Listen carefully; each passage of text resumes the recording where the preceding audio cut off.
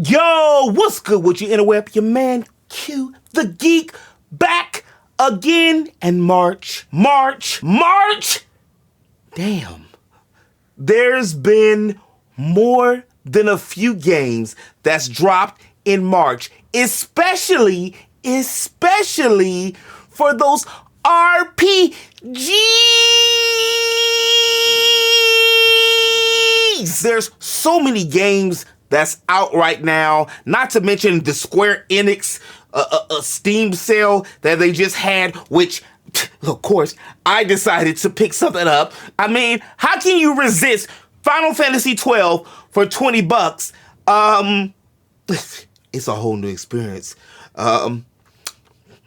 when you mod the game. But there's only so many dollars, there's only so much time to go around, but here we are. But before we go any further, make sure you hit that like button.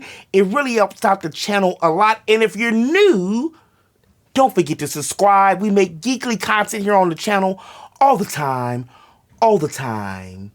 And right out the gates, on March 6th, a couple of fan favorites, Suikoden 1 and 2 HD remasters, Gate of Ruin and Danan Unification of Wars drop. We have been waiting for these titles for a minute. The original announcement was sometime way back in, I want to say 2022. My personal theory, though, was the releases were delayed for 2024 to now out of respect for Yoshitaka Miyama, who passed last year in February, who was the series creator and who went on and did I&II Chronicles, which dropped, I want to say, last year around this time. I could be wrong. Of course, with both games dropping back on the PS1 in 95 and 98, respectfully, the first thing we're gonna notice is what? The graphics, and they did not disappoint. The best way I can describe it is kind of like watching something in 360 or one of them old school tube TVs and then looking at the same game but in 1080p.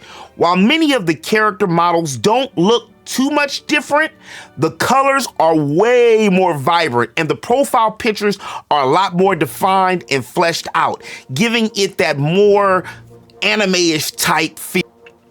The cutscenes are gorgeous too, by the way, still retaining all of its original essence from the classic game.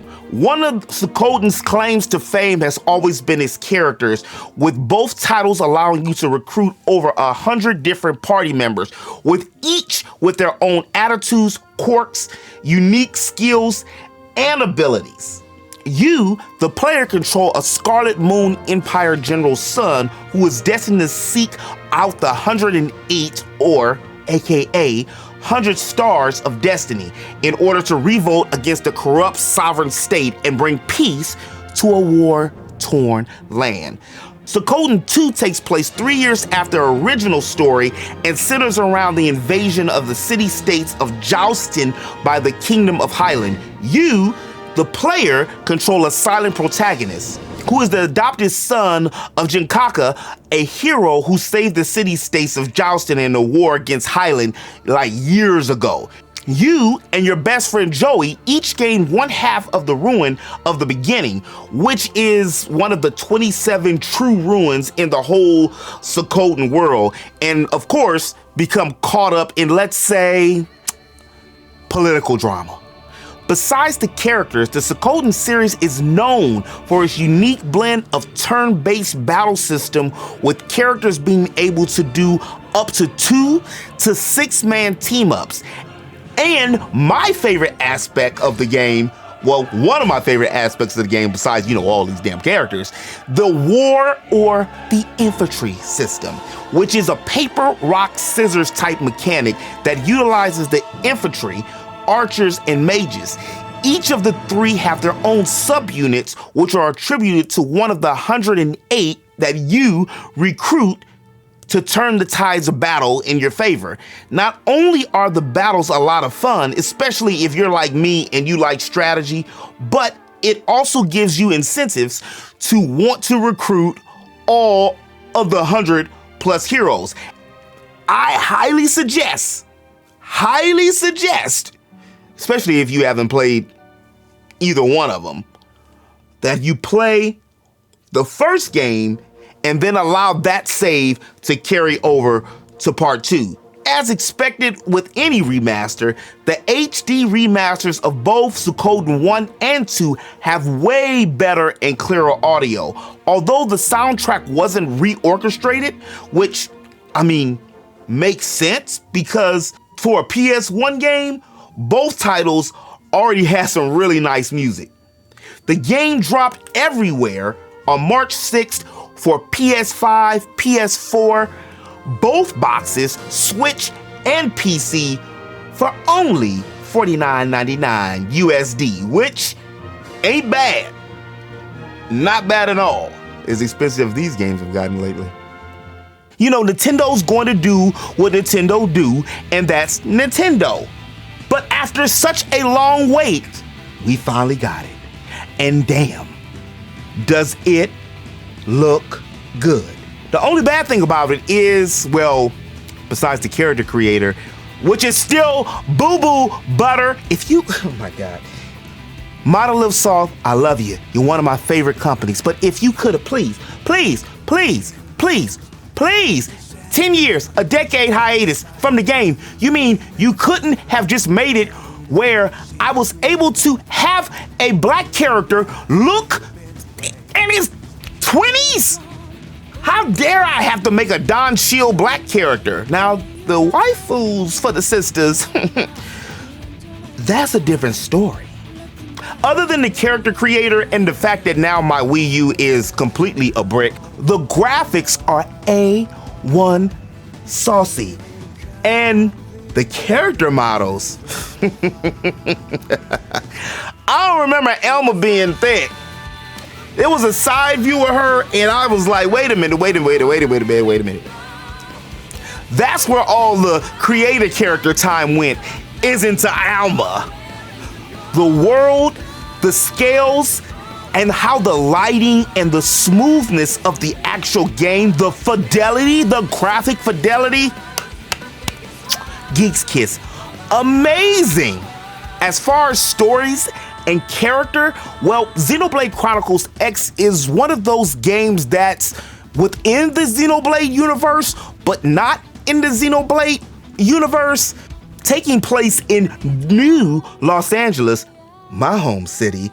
I was always excited about that, even though it don't really look like LA, but you know, I guess being in 2054, which, looking at my watch, that's not too far from now.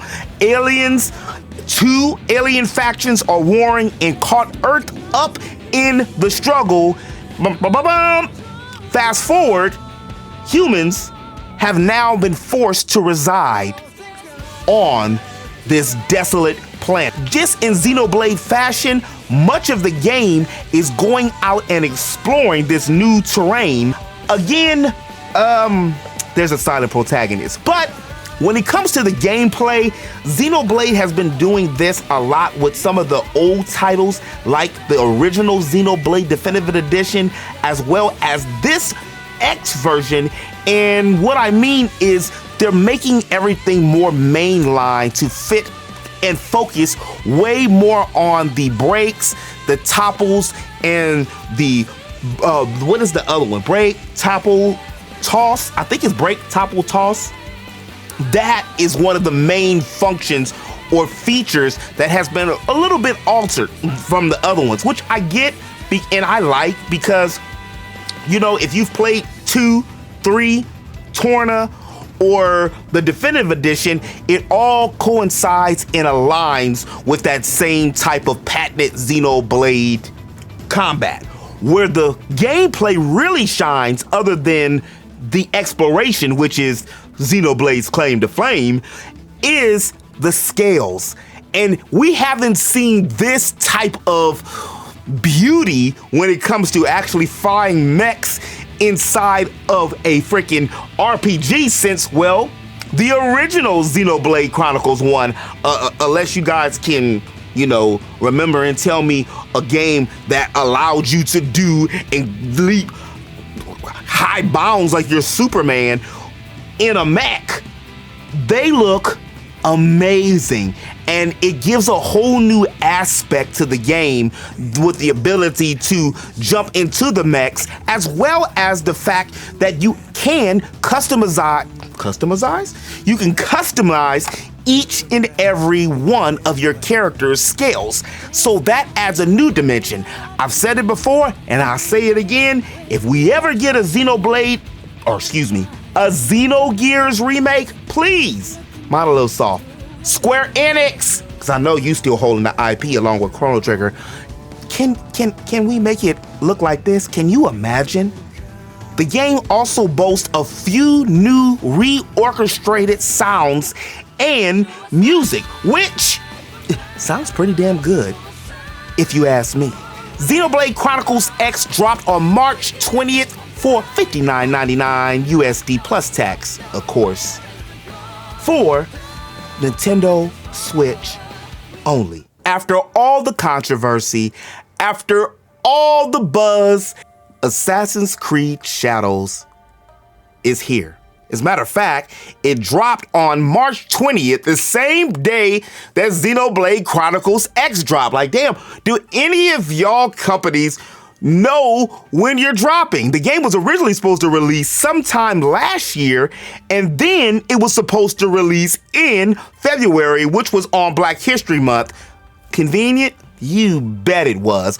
There was a lot of drama within the game with Yasuke, with some stealing, plagiarism, but the game is here and the reviews are here. And let me tell you guys something. Is this another Forspoken type situation? I mean, I don't think Assassin's Creed Shadows is going to save Ubisoft from Ubisoft, but just graphically, the game looks like one of the best graphical games on my PlayStation 5, because that's where I got it, is on my PlayStation 5. The character models, the environments, the clink, clink, clink, clink, the weapons hitting each other. And I'm not the biggest graphic guy, but when I do see good graphics, I do have to tip my hat off for good graphics. The gameplay is very interesting. And the reason why I say it's very interesting is because it's a combination of, well, Naoe, who is a shinobi who usually focuses on battles and stuff at night, stealth, while Yasuke focuses more on swordplay and raw, brute strength. I'm not too far into the game as far as story-wise, but so far, it's not as bad as everybody was claiming that was gonna be, which just goes to show a lot of times, we need to play the games first before we read, watch, and digest reviews. And look, here, I'm saying that, and I'm a person who, writes, talks, and does previews and reviews. It always makes me want to do back what is LeVar Burton, and don't take my word for it, but I'm liking the gameplay so far, and I'm not really a big Assassin's Creed guy. The last Assassin's Creed that I played was Assassin's Creed Origins, which I really enjoyed.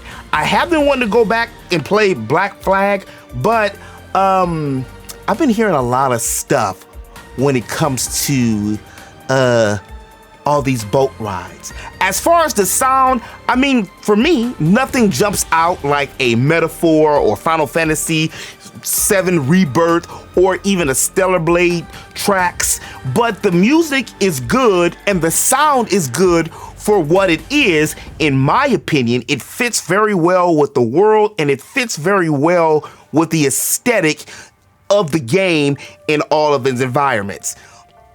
The game dropped for Xbox One and XS. You know how Xbox is.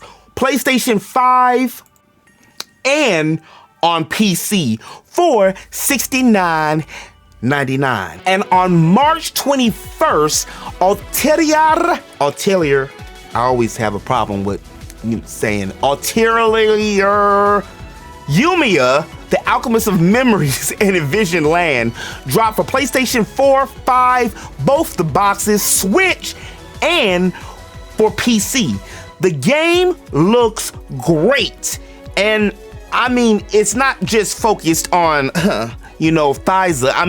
Ryza this time, but the main protagonist, Yumia, looks really cute, and the open world aesthetic of the game looks very, very pretty. I mean, even if it isn't just focused on the waifus. The game boasts very vibrant colors and a very great anime type feel, which stays in line with the whole game franchise, which I like because not every game has to look like Shadows. They've defined their own genre of the way the game looks, and for them, it works, and they have millions and millions of fans that would agree. This game is the first game in the series, which is a full-fledged open world game, which I know a lot of y'all are tired of open world games, and I get it. When an open world game is done correctly, there can be some type of magic there. Most of the games in the series, matter of fact, all the games in this series were more of a semi-open world where it was areas that you can go to, but you really didn't get a full-fleshed area to fully explore. But not with this game. It allows you to fully run around and do your thing. As far as the characters in the story, I can only go by what the synopsis is, since with all these other games that just dropped, I haven't picked this one up yet. I've just been watching some of my homeboys and homegirls, namely the homegirls, play the game, which for a lot of fan service within the series, a lot of women love this game. I think it's because this is one of the series that typically 90%, 99.9% has a female protagonist. And even though Ryza, the series really got some notoriety because of her thighs, she is her own person, which is the same for Yumia. Even though she can create bullets, and at the point in time in the game that I've seen, there's still no explanation on where and how. Like, baby, how'd you make the bullet? The music in the game is actually a lot better than I was thinking it was going to be. It reminds me of this great journey and adventure, much like for those of y'all who played Grand Blue Fantasy that dropped last year.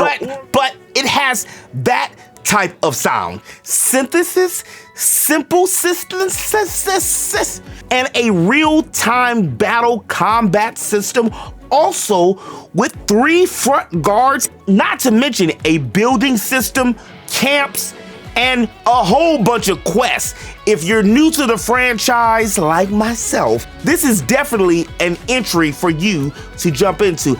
I'm personally going to play Ryza first. Thyza first, for research and for the archives. The game is $59.99 and on a console and PC near you. But that's all I've got for you today, interweb. Did you pick up any of these titles? Yumia, Shadows, Suikoden, Xenoblade Chronicles X? Did you get 1? Did you get 2? Did you get 3? I couldn't do all 4. I couldn't do all 4. Let me know in the comment section below what you got, how you enjoying it, and what you playing right now. If you did like this video, do me a favor and hit that like button. And if you're new to the channel, and you made it this far, it was a long video, make sure you hit that subscribe button. I make geekly content here on the channel all the time. And don't forget to check out archives. You like Toonami? Okay. You like anime? Okay. You like RPGs? Put them all together, and what do you got? Bibbidi bobbidi Q for you. Peace!